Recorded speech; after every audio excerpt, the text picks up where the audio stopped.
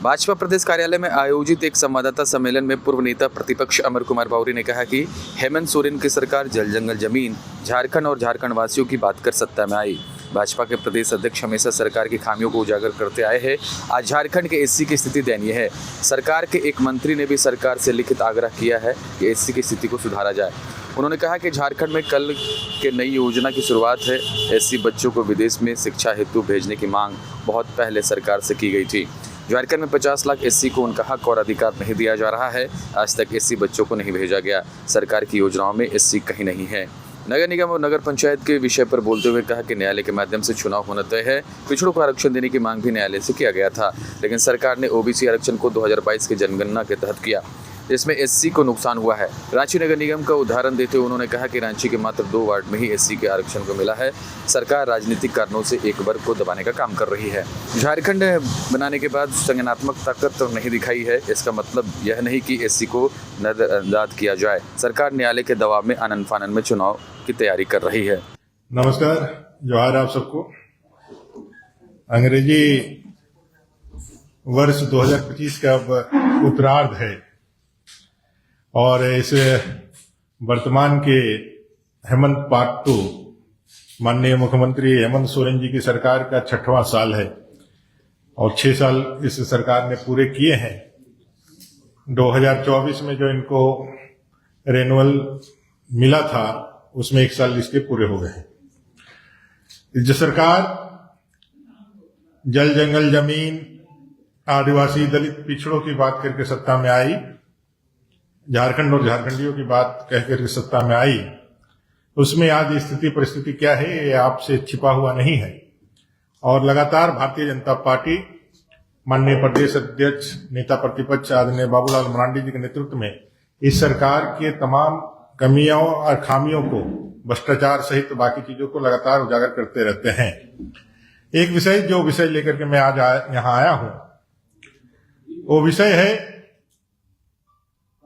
आज की झारखंड की सरकार में, हेमंत जी की सरकार में दलितों की स्थिति आदिवासी भाइयों से भी बदतर है।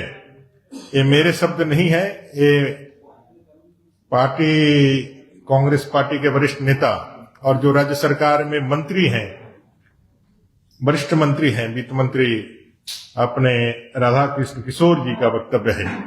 और उनका यह पीड़ा सिर्फ उन्होंने शब्दों में नहीं बयान किया है, बल्कि उन्होंने पत्र लिख करके बार बार मुख्यमंत्री जी को दिया है और आग्रह किया है कि भाई दलितों की स्थिति में यहां सुधार की जाए। दलितों की स्थिति इस सरकार में क्या है ये तो आप 2019 से जब ये सरकार आई थी तब से हम लोगों ने लगातार इन विषयों को आपके माध्यम से जनता के बीच में रखने का काम किया है। एससी को सबसे ज्यादा यहाँ प्रताड़ित भी किया जा रहा है और उनके संवैधानिक अधिकारों से और जो उनको मिलना चाहिए वो हक और हकूक से भी वंचित सरकार कर रही है। पॉलिसी वाइज भी इसको लगातार कर रही है। आपने देखा कि कल हमारे यहाँ पर कई एक योजनाएं मुख्यमंत्री जी ने प्रारंभ करी। नई योजनाएं लाना, गरीबों को आगे बढ़ाना, आदिवासी भाइयों को आगे बढ़ाना, ये बहुत जरूरी है। जैसे पिछली सरकार में जब इन्होंने विदेश भेजने के लिए सरकारी योजना बनाई और जब एससी बच्चों को, एसटी बच्चों को बाहर भेजकर पढ़ाने का जब निर्णय लिया था तो हम लोगों ने मांग की थी भाई एससी बच्चों को भी भेजिए। क्या एससी बच्चे जो संवैधानिक रूप से जिनको मिला हुआ है एससी एसटी, इनके उन्नयन के लिए जो संवैधानिक अधिकार प्रदत्त है उसमें आपका दायित्व एससी के लिए भी है। और एससी समाज यहाँ पर जो 14% होने का दावा करता है, 50 लाख आबादी का दावा करता है, जो 2011 के सेंसस के बाद लगातार यह मांग करता है कि हमें अपने हक और हकूक मिले, जो उसको नहीं मिल पा रहा है, जिसको हमेशा छाट दिया जा रहा है सरकारी योजनाओं में भी। और उस समय जब बहुत विरोध हुआ तो उन्होंने ये निर्णय लिया कि भाई उनको भी भेजा जाएगा बाहर पढ़ने के लिए, लेकिन उनको अब तक बाहर पढ़ने के लिए नहीं भेजा गया। उसी तरह एसटी बच्चों को आईटी और जेई के लिए, माने कि मेडिकल और इंजीनियरिंग के लिए उनको पढ़ाने की व्यवस्था करी गई, लेकिन एससी बच्चों के लिए कुछ नहीं करी गई। कई एक योजनाएं ऐसी चल रही है सरकार में जिसमें उनको नहीं आगे बढ़ाया जा रहा। मेरा कहना है कि यहाँ सभी को आगे बढ़ने का मौका सरकार को देना चाहिए, ना कि वो एक पर्टिकुलरली एक जगह टाइप्ड होकर के और आप काम करें, एक सरकार को कहीं से भी शोभा नहीं देता है। अभी बात नगर निगम की चल रही है, बहुत ज्यादा नगर पंचायत और नगर निगम, यहाँ 48 हमारे नगर पंचायत, नगर परिषद और नगर निगम मिलाकर के हमारी इकाइयां हैं, जो लगातार अपने कार्यकाल पूरे कर लेने के बाद भी इस सरकार के द्वारा चुनाव नहीं कराने के कारण माननीय न्यायालय में इसको चुनाव कराने का विचाराधीन पिटीशन पड़ा हुआ है और लगातार हाई कोर्ट के माध्यम से सरकार को छिछलदार हो रही है और सरकार पे दबाव बनाया जा रहा है कि इसको तुरंत पूरा किया जा सके। समांतर में एक और पिटीशन पड़ा हुआ था जिसमें पिछड़ों को आरक्षण देने का काम करे सरकार, ट्रिपल टेस्ट को आगे बढ़ा करके इसे पूरा करे, यह भी डिमांड आगे बढ़ा करके किया गया था। ट्रिपल टेस्ट के बहाने जो ओबीसी आरक्षण को जो देना था, जिसमें न्याय करना था, सरकार ने उसमें भी चालाकी की है, धूर्तता की है और कहीं ना कहीं लोगों को ठगने का काम किया है। उन्होंने दावा तो किया है कि डोर टू डोर जाकर के उन्होंने इस ओबीसी आरक्षण के लिए और ओबीसी जनसंख्या की गणना के लिए वो जाने का काम किया है, लेकिन हकीकत यह है, आप भी पता कर लीजिए कि ओबीसी आरक्षण को देखने के लिए उन्होंने 2024 के जो हमारा मतदाता जो लिस्ट है, जो मतलब वोटर लिस्ट जो है, उसके माध्यम से उन्होंने उसकी सूची तैयार की है, ना कि डोर टू डोर जाकर के।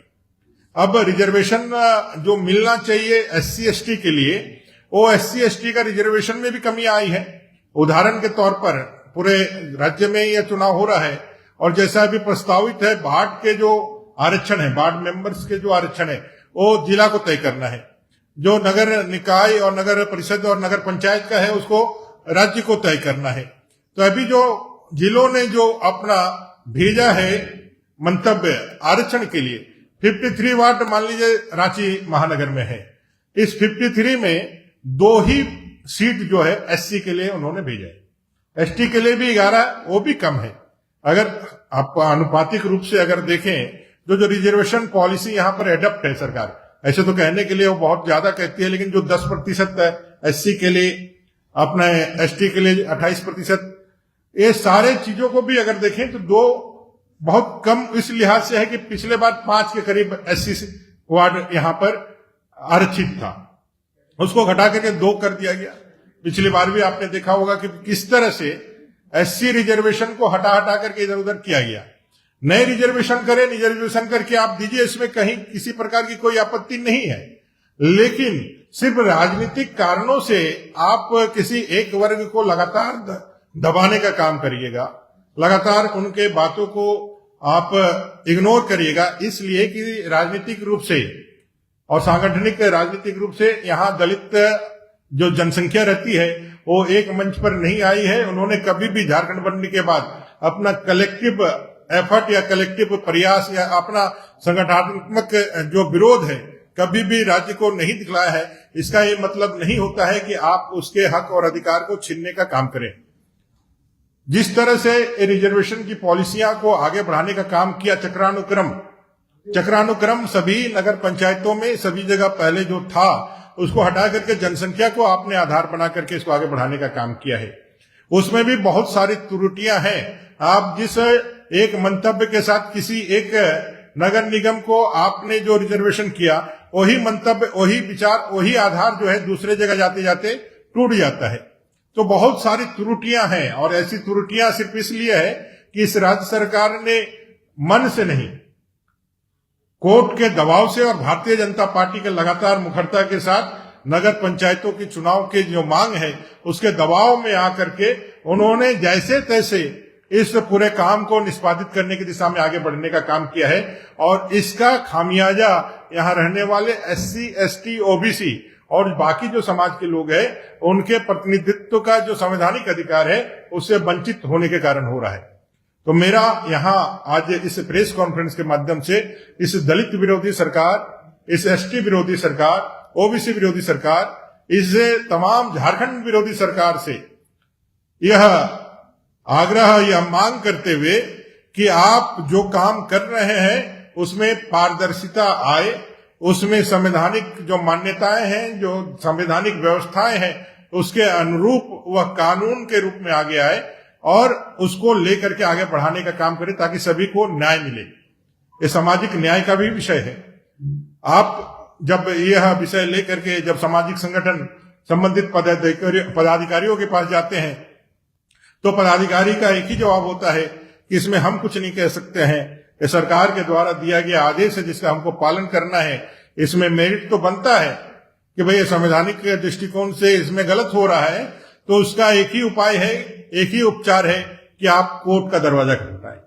अब कोई दलित समाज का कोई व्यक्ति यहां से लेकर के हाई कोर्ट से लेकर के सुप्रीम कोर्ट तक जाए, ऐसे व्यक्ति हमें लगता है झारखंड में जो इन सब चीजों के लिए आगे बढ़े वो कम है। अब उसका हक अधिकार जो संविधान ने संरक्षित किया है उसको पाने के लिए न्यायालय का दरवाजा जाना पड़े, तो ये गरीब विरोधी, ये गरीबों की हितैषी, दलितों की हितैषी सरकार कैसे आप मान सकते हैं?